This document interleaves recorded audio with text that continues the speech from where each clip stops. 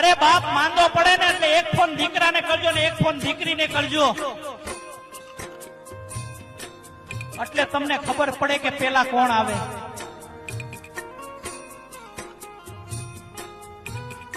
દીકરો બાજુમાં રહેતો હોય ને તોય મોડો આવે.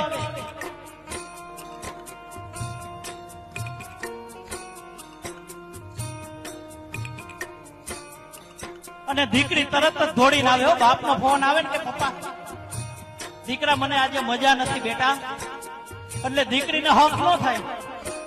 તરત જ એને પપ્પા પાસે આવીને પગ ઘસરે, માથું, પપ્પા તમને શું થાય છે પપ્પા?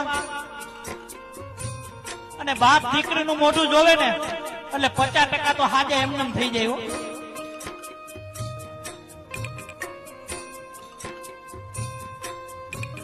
આ દીકરી કોઈ દી કોઈની થઈ નથી અને થાશે પણ નહીં, કારણ કે નાની